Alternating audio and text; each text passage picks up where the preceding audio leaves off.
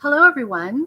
Good afternoon, good morning, and welcome to this virtual town hall, Reckoning in Action, Voting Rights and the Future of Democracy. My name is Cathy Huffman, and I'm the Executive Director of the Square One Project at the Columbia University Justice Lab. I'm so pleased to welcome you all to this event today on the eve of Election Day 2021. It's also the first of the month, and at Square One, we use the first day of each month to elevate the urgency of transformational justice through our hashtag Justice First campaign. Today, we're focusing on justice and democracy, so we invite you to join us in commenting on this event and sharing your other thoughts with the hashtag Justice First. We're here today to hear from an incredible group of advocates and experts about the relationship between two goals that we believe are not just important, but fundamental to the future of our country. One, the end to mass incarceration, a uniquely American phenomenon that is especially harming Black communities and other communities of color, but is also hobbling our entire society. And two, full and equal access to voting rights for a functioning democracy. We're here to consider how we might make progress towards both of these goals through processes that document and acknowledge historic harms, through meaningful processes of reckoning, such as the one we'll learn about in North Carolina. It's my pleasure to introduce our moderator for today's event, Jamal Simmons.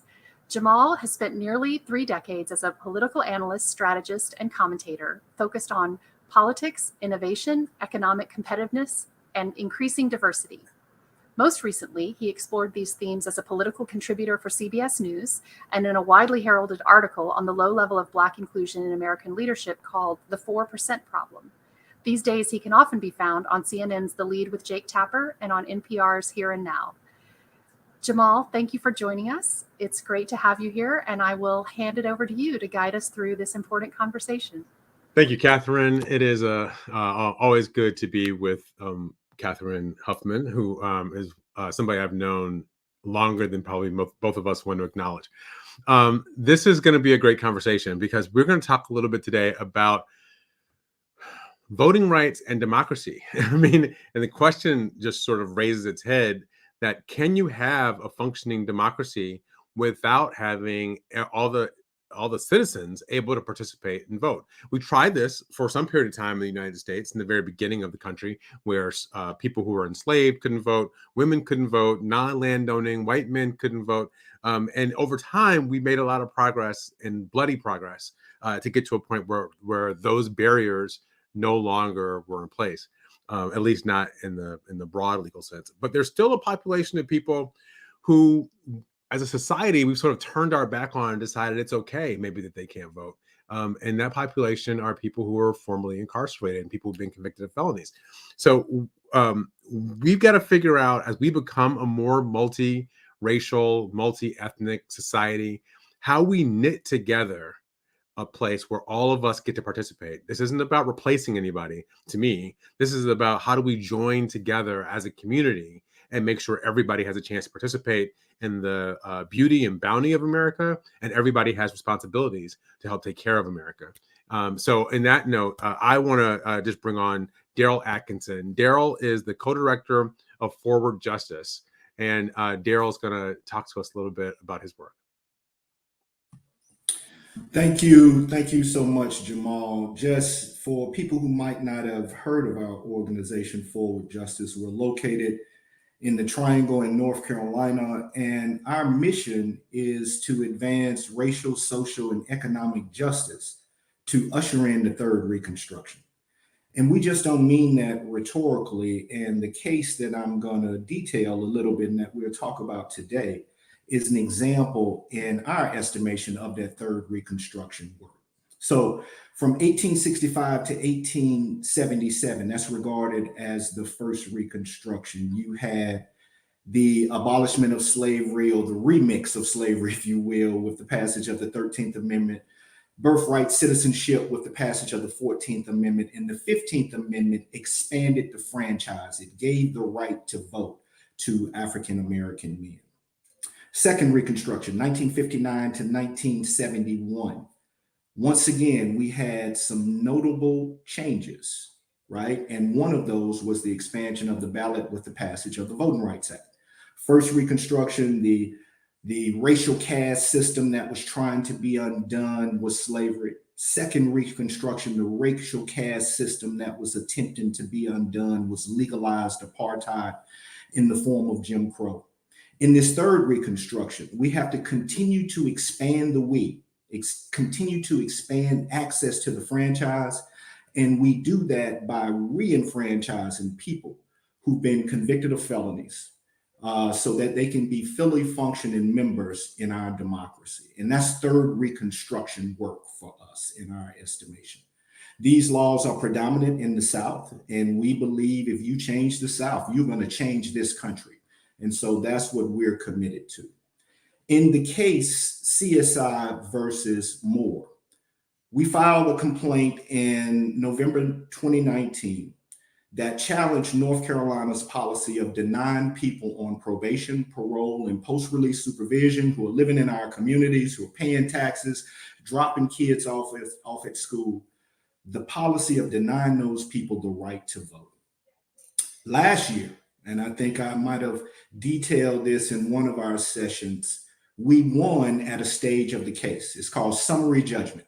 And it's when you have enough evidence in your civil case to say, you know what, judges, you can decide right now based on the evidence that we had. And so last year, September 2020, we won. They found that North Carolina's disenfranchisement scheme violated two provisions of the North Carolina Constitution because it impermissibly denied people whose probation had been extended just because they didn't have enough money to pay off their fees and fines. So we won that part of the case last year. We went to trial on our racial discrimination, intentional racial discrimination claims, and our free election clause claims this year. And I think I need to leave a little bit more time where I can go in more detail on the substance of those claims, but that's an overview of the case that we brought. How does it align with Square One? And I see it in three ways since I've been a participant with the Square One project. Three values that have been predominant. One, the case forced us to reckon with our history. Felon disenfranchisement did not exist in the North Carolina Constitution until after radical Reconstruction, and it was specifically put into the Constitution to neuter the gains of Black people. We proved that with the evidence. Number two, we went where the evidence took us, meaning it was data-driven. We found voter participation rates for people who had been previously convicted of felonies, showing that if they had their right to vote, that they would. We detailed the racist, disparate impact of the current law today and who it impacts. So we went where the evidence took us, and that's I think, a real theme of our Square One project. And then lastly, we created proximity. We created proximity between people who are the most marginalized and the furthest away from power with decision makers who could change their material conditions. And we created a forum where those decision makers could not turn away. And it was extremely, extremely powerful. And Diana Powell, who's part of the panel, will be able to attest further. So I'm going to stop there, and hopefully we can get more in depth into this conversation. Okay, Daryl, thank you for that. We're going to definitely get more in depth in that, because that North Carolina case is going to frame a lot of our discussion, because maybe that's one of the examples of how we're going to move forward and fix fix what's going on. I want to bring into the conversation now, I think, a really great panel. You guys have seen the list already. First of all, Vivian Nixon is joining us. She's a writer in residence at the Square One project. Hi, Vivian. Hi, Jamal. How are you? Good to see you. And then Diana Powell. Diana is executive director of the Justice Serve from North Carolina. There's Diana. Hi, Jamal. Awesome. And then bringing up the tail end is Bruce Western. He's co-director of Columbia University's Justice Lab.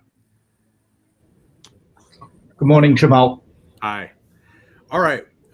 So let's go back in and get back into the case. Diana, I want to start with you because you're in North Carolina. Okay. So Daryl just gave us the legal overview about what happened.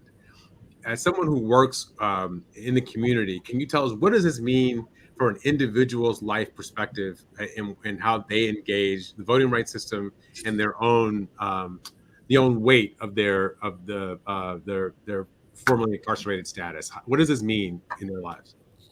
Well, it means a lot. It's so important that a person have their total citizenship restored back. Once a person has paid their debt to society, they should have that right to vote.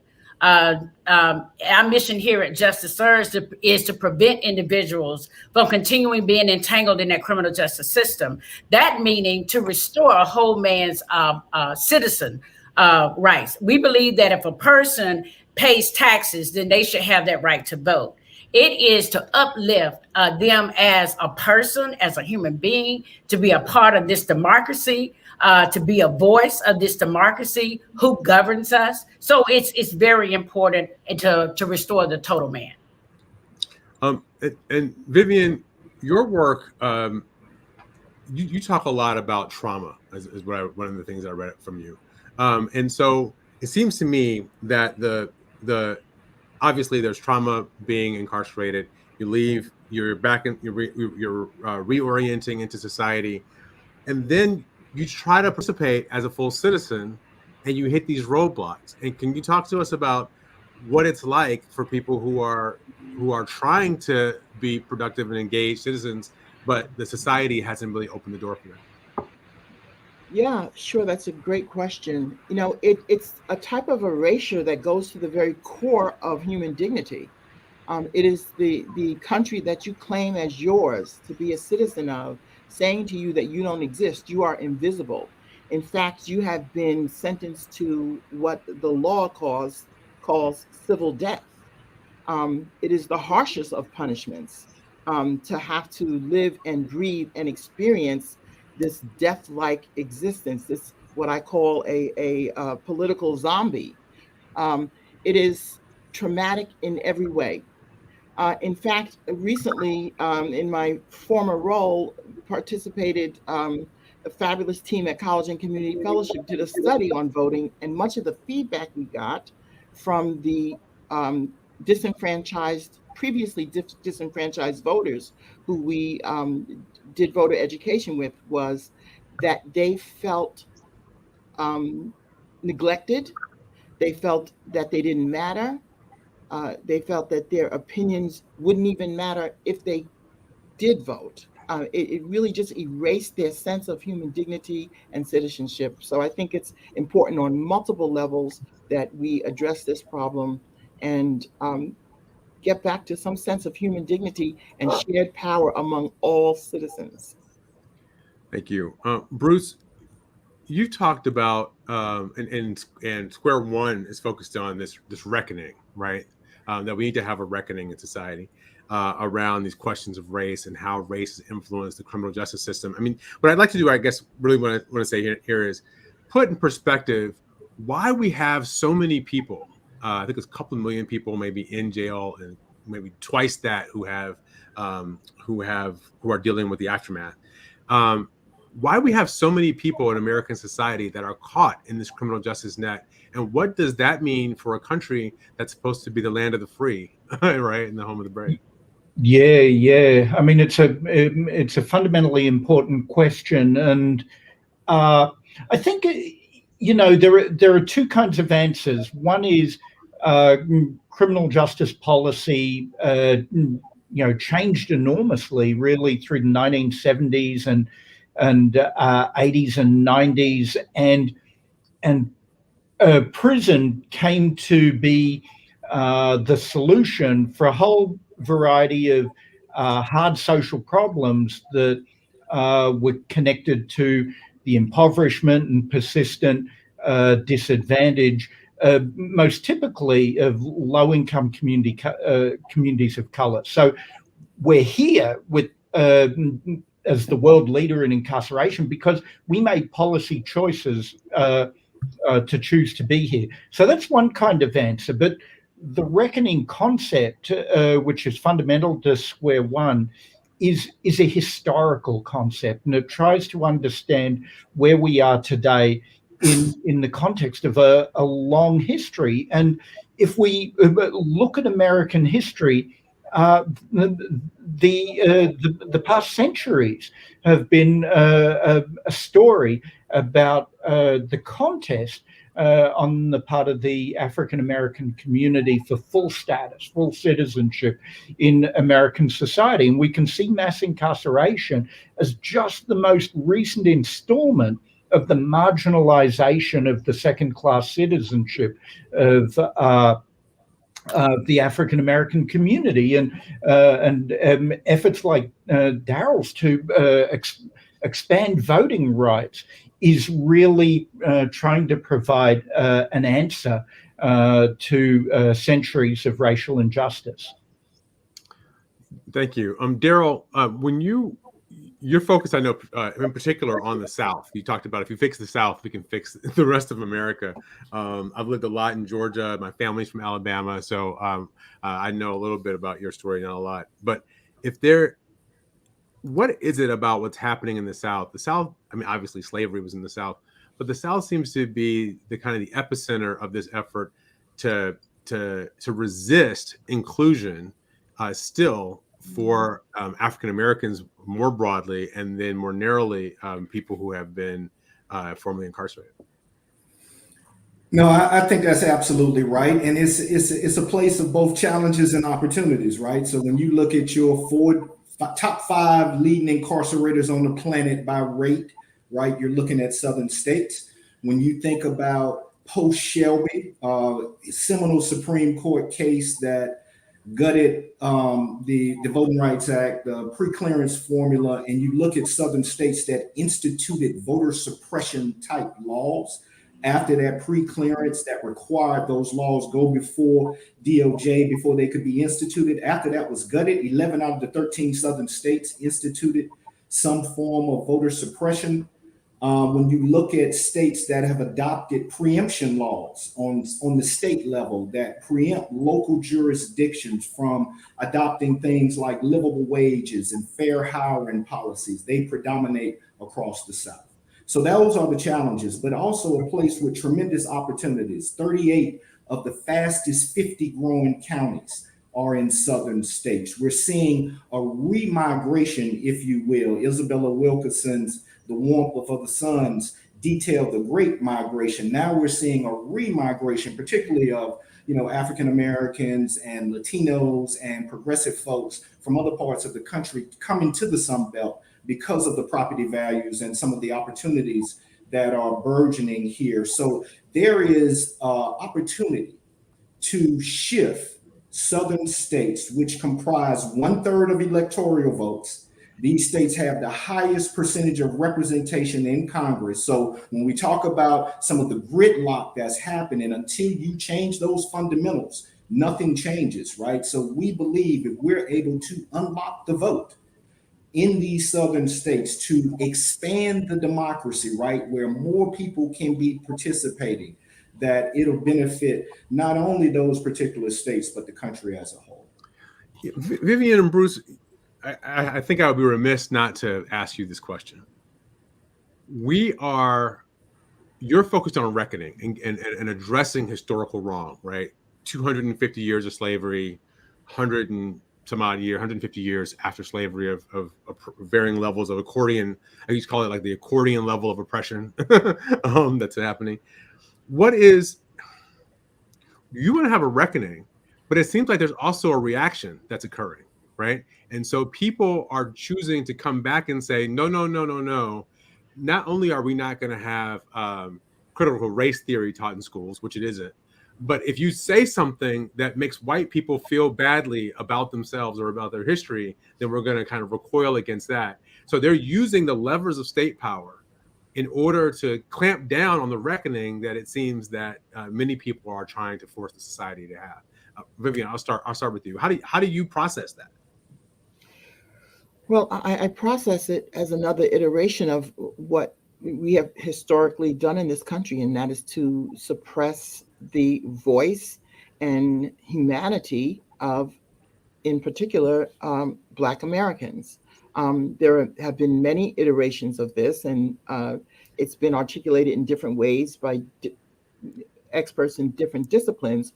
But every time there is a little bit of progress in treating African American citizens as whole citizens with all the rights thereof and as equal partners in this democracy, there is backlash.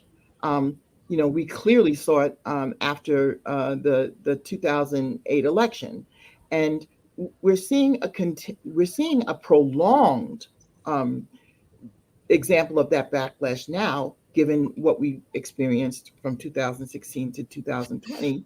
And what I'm afraid of is that the pattern tends to be that we get kind of comfortable with these iterations and they become normalized. For instance, voter suppression is now normalized. We expect long lines at the polls. We expect to have problems with the Board of Elections. It's no longer out of the ordinary to have these things happen. So I think it is fundamentally woven into the fabric of our society that it is white supremacy, and it is the root. It is the thing that we need to be reckoning with. We're not reckoning with a particular law or a particular policy. We are reckoning with the monster of white supremacy. Yeah, I'm going to push you here because yes, racism is from the founding. It's in the founding documents, right? The question I ask now is, where is the line between reckoning with our past and forging some sort of consensus around our future? Or do you just believe that you can't forge that consensus without dealing with the past? Oh no, I think we have to deal with the past, but we have to deal with the past in a way that there can be a conversation. There has to be a dialogue, and not everybody. We have to dismiss the idea that everybody's going to come along for the ride. Right, That's right, not going to happen. Right. But there has to be a segment of us, a group of us, no matter what our ideology is, who say we're going to be vulnerable. We're going to be the test case here. And we're going to have difficult conversations, and we're going to sustain them over time. And we're going to try to figure out a way to move forward where we don't have to give up our entire identity, but we're also not actively doing harm to an entire population of people. It is about values. It's a moral issue. It's not necessarily rooted in law or politics. It is rooted in the very morality that I look at another human being and acknowledge that that's what they are. They are another human being, and I can treat them as such, even if I don't agree with them. That's where we have to get to, that fundamental core of values. Bruce, I called your name here, so in debate rules, I'll let you respond. Yeah. No, I appreciate it, Jamal. No, I think Vivian put her finger on it. Reckoning is precisely a way of addressing the backlash to the claim for greater democracy, and it's about truth telling about our history, and it's about accountability, acknowledging one's responsibility for harm, and we think that's a necessary step to addressing the backlash. And I got to say that a key idea here, I think, is trying to understand the fear that lies at the bottom of white supremacy. What is it that requires the domination of another person to have full personhood for oneself? It's a self-limiting and isolating idea, and it seems to undermine your own human potential. And I think that's part of our reckoning project, is to try and understand that fear better and get people to confront it. Diana, let me go to you here, and maybe you can help us make this real at home. You got involved. Tell us a little bit about why you got involved in this work, and as you think about reckoning, what does that look like just on an interpersonal level in a place like North Carolina? I got involved because I saw that there was a need, especially for our younger generation. It was important to educate our community the importance and the power of your vote. The reckoning is so important because we have to go back, as Vivian and others said, we have to go back to the truth. We have to go back and we have to dig out that history. And also we have to dig out and bring forth the reality of what we're living in. Voter suppression is real today as it was back then. But it's sacred. We have to continue to lift up this reckoning campaign that we on, because if not, we will continue to have that lost generation. We'll get to the point to say, what's the use? Why are we still keep going and we end up with the same results? So it is so important today. I will continue to stay in this fight until my dying day. I'm here in it to win it forever. All right. Daryl, so when we think about voting rights, I've read that you focus on a phrase or a concept, not a phrase, but a concept, and make sure I'm getting the pronunciation right. Parsimony, is that right? And that removing voting rights from people is actually, it's almost like state violence. Can you talk to us a little bit about your the kind of philosophical underpinning of this work about a limited amount of deprival of rights for citizens? Sure. Before I touch, did I say it right? I just need to know. Did I say it right? Parsimony? Yeah, Okay. you got it right, Jamal. Before I touch on that, I did want to highlight something, with Diana's work around reckoning, where us historically having the unwillingness to do such a reckoning and recognize the state violence that has been imposed actually undermines the legitimacy that young people have in the system. Diana works with young people who might have been involved with interpersonal violence with one another, right? Whether it's in schools or in the communities or what have you. And she creates a forum where both the harm doer and the person who suffered harm can reckon with what happened, right? Because they got to make that right for us to be able to go forward and coexist with one another in the community, right? Now let's take that micro example to the macro and historical. In this country, we have to do this. Otherwise, we cannot coexist and move forward together in a harmonious way. And because we have this unwillingness, it delegitimizes the system. It makes people who are on the outside look like, man, that's some fake stuff over there. Like, some of the hardest work is convincing folks in some of these communities that they should vote, because really, in many ways, their analysis is exactly right, that the game is rigged, right?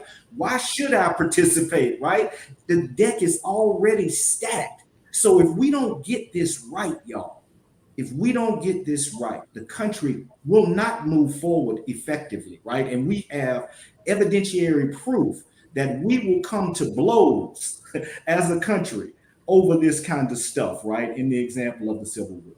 Now, so it sounds like, just to put a pin on this, what Diana's work is almost like restorative justice, figuring out some restorative justice on an interpersonal level. And you're talking about restorative justice against state violence or state action, right? Yeah, exactly. Now to the parsimony. And what we tried to lay out there is that felon disenfranchisement is one of many so-called collateral consequences. These are civil penalties that are triggered as a result of your contact with the criminal legal system. For us, it's a liberty deprivation. We go through our analysis. Is there a deprivation of liberties? Yes, you deny me my right to vote or right to serve on a jury or right to be elected to public office. It's certainly a deprivation of my liberty.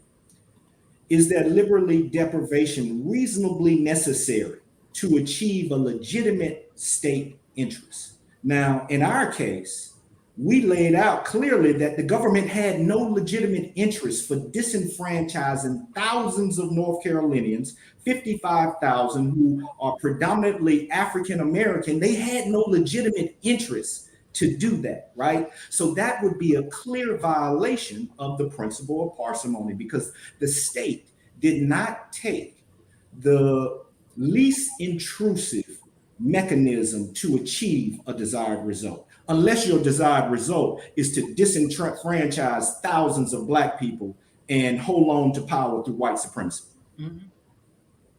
Okay. Vivian, I'll let you get back in on this.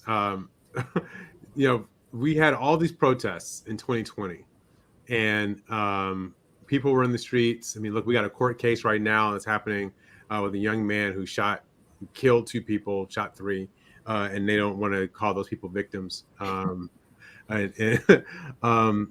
white guy who did that, by the way, who came to, as a vigilante in the middle of a protest.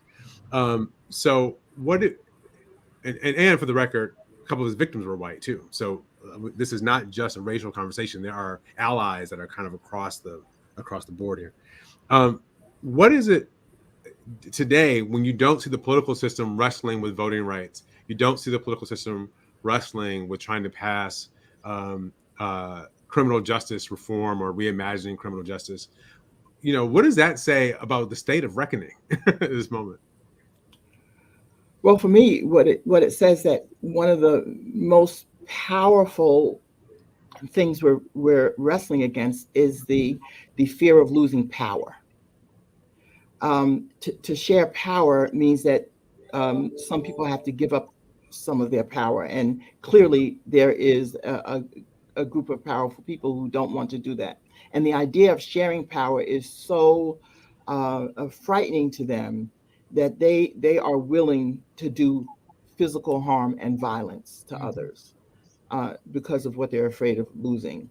And we are enabling that by turning our eye away from a lot of violence that has happened right before our eyes on national television consistently.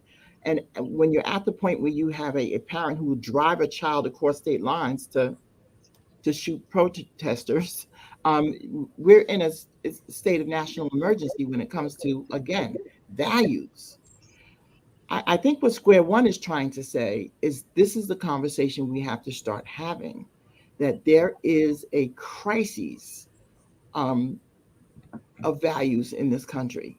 And we have to marry that crisis of values with every activity that we can do to undo the harm that is done in terms of the codified law, the work that Darrell is doing in North Carolina, the work that Desmond Meade did in Florida, that others are doing across the country. All of that work has to happen. But until we get at that underlying fear, the values, the permission to hate, that vitriol is more powerful in terms of the ways humans respond to things than anything we could ever codify in the law. And that's the hard work that we're trying to do at Square One. Have that conversation, that reckoning conversation that is reflective of what's in the mirror, not reflective of what's out there, but how do I as an individual contribute to a reckoning process? And then how do I translate that to my community and then and extend that further out into society? Bruce, just a little personal here. In 1992, I was a senior in college in Atlanta, and I walked out of a party to join a protest march that was led in part by a woman named Stacey Abrams, who around the beating of Rodney King, right? Police violence against Black men. In 2014, I walked out of my office at the Raven Group in a downtown office building to join a protest that was after the beating of the cop who got off from killing Eric Garner in New York. And so over the course of those years, decades really, it doesn't seem like things changed. And one of the things that strikes me when we have this conversation is people, maybe there's some natural reaction to people that those people deserve this, right? They've done something that deserves them not just to be at the hands of unsanctioned police violence or personal violence, but also once they get caught in the system, that they deserve whatever punishment it is that the system is willing to outlay, to put on them. I know you've done work around violent offenders in particular, but can you talk about like how do we get people to reassess their sense of the felon, the criminal, as a pejorative, as a noun, and not as a description, as as a verb, or as a adjective? I think I think you've put your finger on something incredibly challenging, Jamal. And first up, you're absolutely right that the criminal justice system oftentimes operates in a way that's profoundly dehumanizing, and so it can inflict any harm, and it can be viewed as legitimate. And Rodney King can be beaten, and Eric Garner can be killed at the hands of police. And for many people, that can be viewed as legitimate, and that's a measure of how profound the dehumanization at the hands of the criminal justice system is. And of course, violence is, for me, unbelievably complicated, and we tend to flatten violence into a black and white moral universe. And people who have committed serious harm, and there are people on this call who understand this far better than me. Diana's work is extraordinary this way. People who have committed serious violence themselves, in many cases, their first exposure to violence was not as perpetrators, but as victims of serious violence, and that history in many cases goes back to early childhood, and that reality, that deep empirical reality, creates an enormously complex moral world for me, in which people can both be victims and survivors of violence and perpetrators of harm as well. And so in the way that we respond to that, I think retribution, punishment, has very little to offer, right?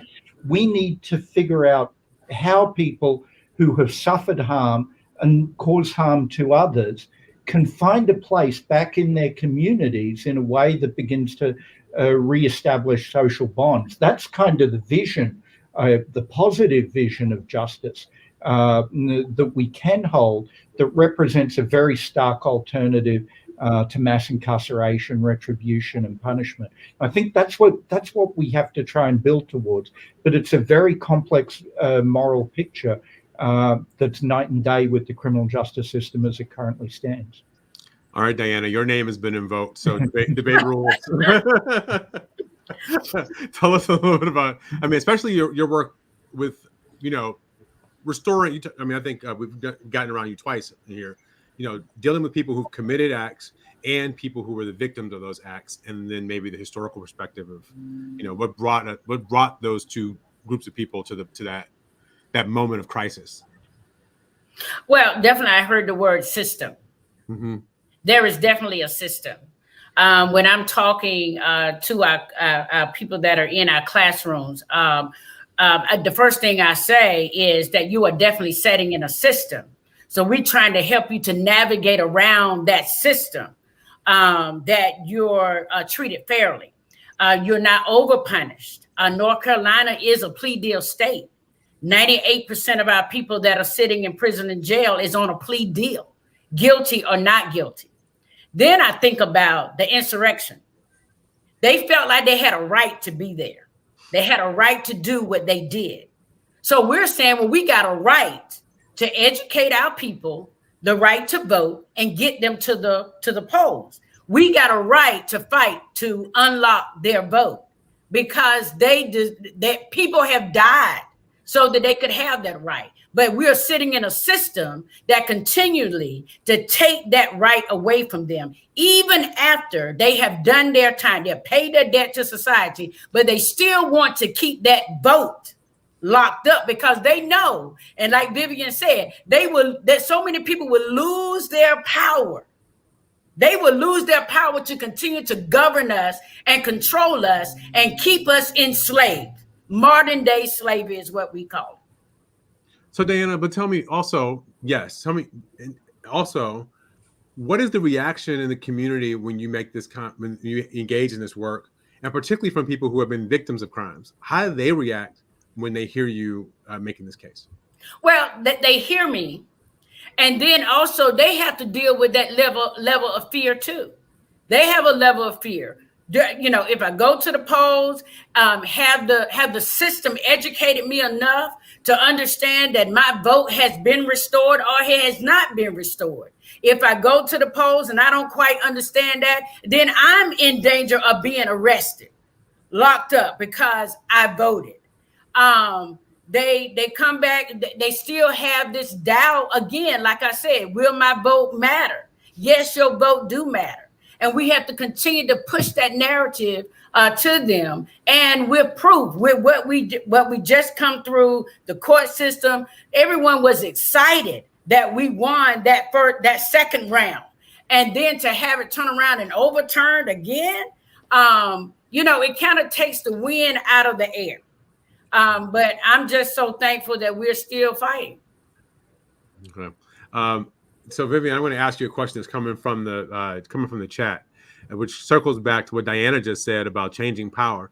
So this is from Sukia McMahon, when the political power of these groups, African American and Latino voters, is fully realized, what are the values they'll bring to the electorate? What do you think the answer to that is? Well, you know, it really depends on, I think, how soon we get there. Patience is clearly running out. But what we've seen in recent years, and I want to just one positive note, is that there is kind of a widespread push across the population of those who have been disenfranchised because of felony disenfranchisement laws to advocate for themselves and to reverse those laws and to get their power back. And you know, that is fundamentally, you know, the fight we're having here, because these folks can turn elections. There's enough numbers. The numbers are there that if these folks voted in large numbers, elections would change. And so what we need to do is just keep encouraging them to bring that value of, and this is an American value, it's articulated in many different forms. It doesn't mean the same thing to everybody, but an American value of love of country, right? To be a good citizen. One of the things we consistently say about what we want from people who are returned back to the community after incarceration is we want them to do what? Become productive citizens. Well, a productive citizen exercises their right to vote.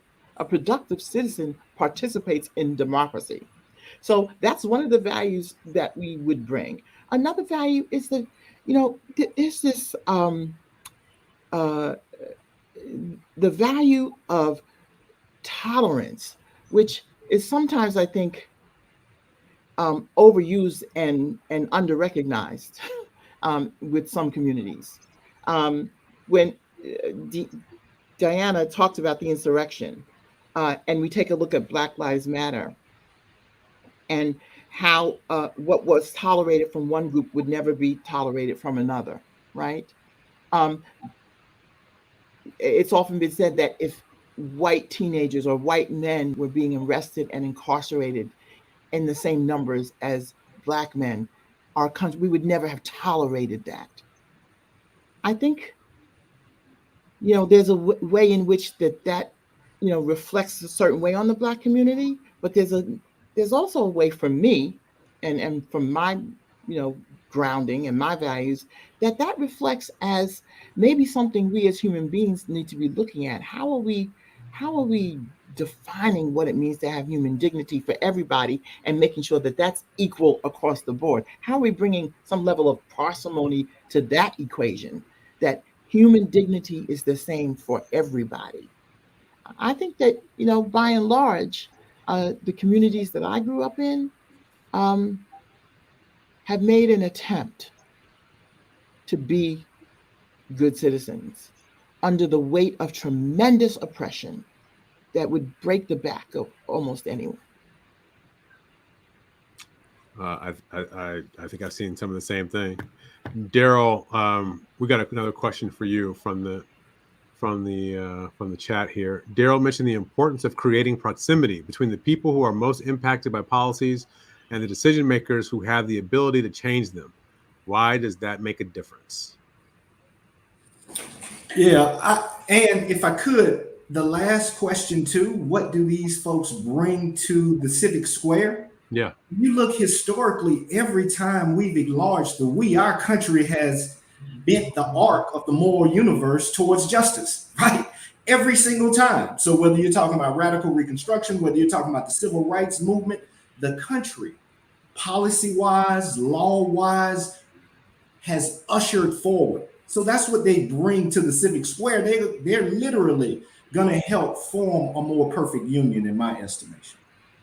As far as why proximity is so important between folks who are the most marginalized and people who are in power, I'm going to give a super practical one. One, if you're not at the table, you're on the menu.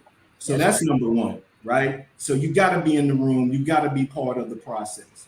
And then two, just, piggybacking on some of Vivian's value statements around human dignity. In all of my change work, I have never seen transformative change in the absence of putting folks in proximity, in a room together. And so when you find out, I can name numerous examples from high-ranking whoever and just regular, Jane Doe, right? And you put them in a room together and they discuss a common problem and they work towards solutions. And you find that you're not so different, that one doesn't have 5 heads and 6 arms, and you get to relate to that base common humanity that we share as folks, right? And so that's why you got to make things proximate to people, right? Because when you're proximate to these issues, you find that we share, what binds us together is so much more than what separates us. Daryl, you said something also really important when you talked about the enlarging the franchise and what that has meant to America in a more perfect union. Part of what makes America a power on the global stage, I spent a lot of work traveling the world. A lot of that is the idea of freedom and the fact of how America has wrestled with us, right? And every time America has sort of, after a lot of struggle, taken a step forward with how it deals with Black people, I think that inspires other people around the world to, one, take on their own challenges, and two, give America another chance to lead them, right? And not just be considered one of the other great hegemonic powers in the world. So I think as you talk about that, the implications of our struggle, of this struggle, are not just they're for the individuals, they're for the state, they're for the nation and the world. And I think, going back to the King and Gandhi's, sort of relationship, like, we have always had this impact on how the world sees struggle and their own struggle. But Vivian, I want to give you a kind of a chance to close us out this section, because again, you are dealing with folks who are managing this.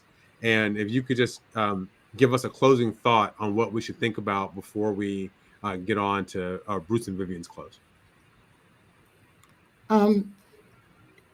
I'm sorry, I meant Diane. If I said Vivian, Diane, I want to give you a chance to give us a closing thought. The closing thought is that I have is that we have to continue to move forward. I always say it cannot be just a moment. It has to be a movement. We got to continue to uplift the reality and the truth that we're living in from day to day. This fight is real. And it is our reality every day. So those are my closing thoughts. Thank you all for allowing me to be here. Thank you, Diana. I appreciate it. Okay, so Daryl, I want to thank you for the work and winning the case, and hopefully, we got more victories ahead. So I'm sure they'll have more conversation with you about this future work. And Diana, I want to thank you also for your words. And I'm going to turn it over now to Bruce and Vivian. I think you guys have got a little something you want to talk about. Hey, Vivian, could I try this out on you? Sure. I had two big takeaways from that conversation. Could I just throw them at you and see what you think? Get your reaction. Yes, let's have a little jazz conversation. Exactly. Okay. First big takeaway for me, and I wasn't thinking about this going into that great discussion with Daryl and Diana. This work on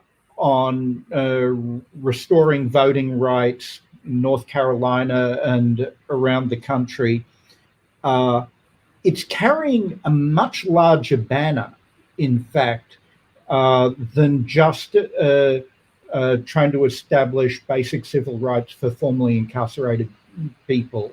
There is a larger pro-democracy, pro-justice banner that is being produced by this whole political project. That was one thing that I was struck by. And then the other thing, and you made this point, Daryl made this point too, is the power of proximity for progressive social change.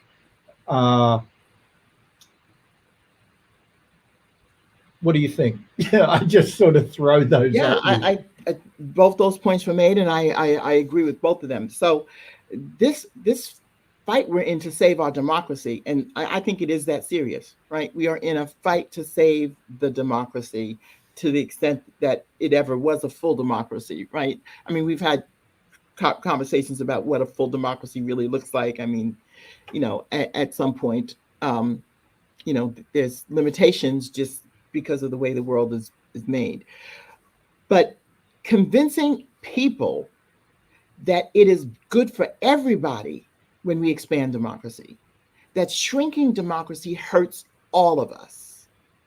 That's the fundamental argument here. That's the big argument, that it's not just about felon disenfranchisement or people of color or poor people or voter suppression in certain communities. All of that matters, and all of that is important because that's how we fix it.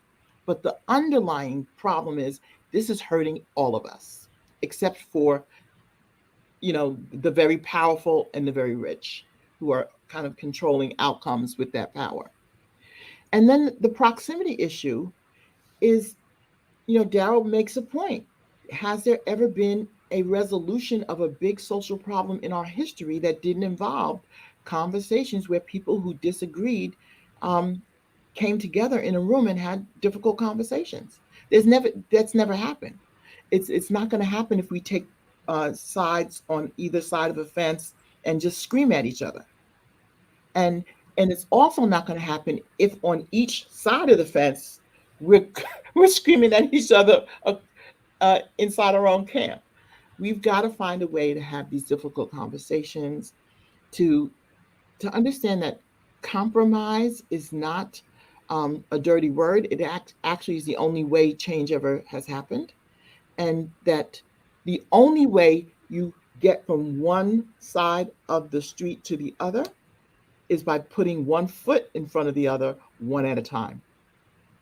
Yeah. There are no giant leaps. And that happens with proximity. You just get to learn that other person is more like you, and there are underlying values that we probably share. Yeah.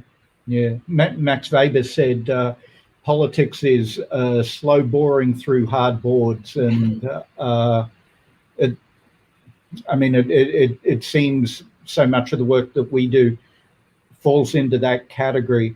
I want to pick up this theme of anti-democracy hurts us all, which I believe. And we were talking in the past hour about white supremacy and the fear that lies at the bottom of white supremacy.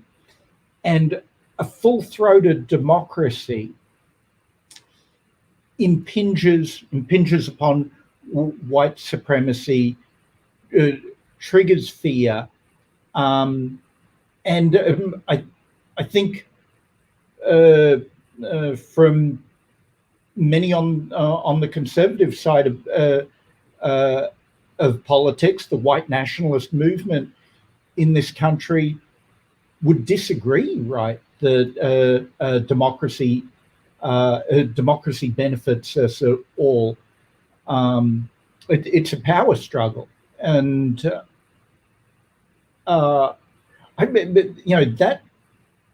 that feels very hard to me. That feels like a very difficult ideology to be in conversation with. Mm-hmm.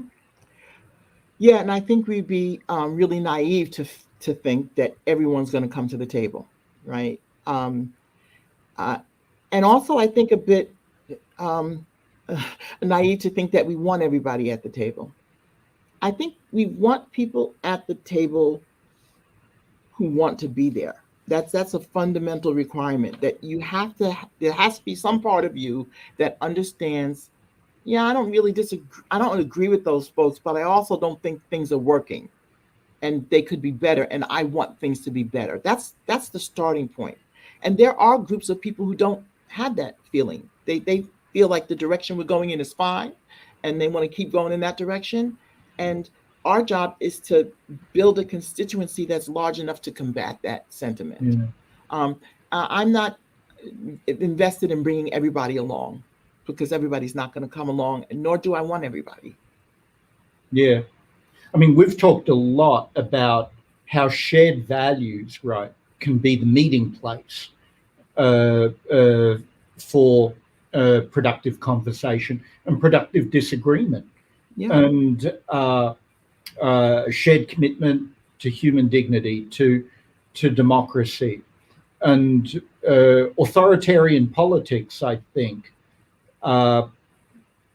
do not share in those values. And it's, yeah, and that's where the line of political opposition. That's the baseline. I think if the baseline is, look, we can all have a conversation as long as we fundamentally agree, in human dignity, that we're all humans and we should treat each other in a certain way, that we fundamentally believe that democracy is a good thing, sharing power is a good thing, and we fundamentally believe in facts and truth.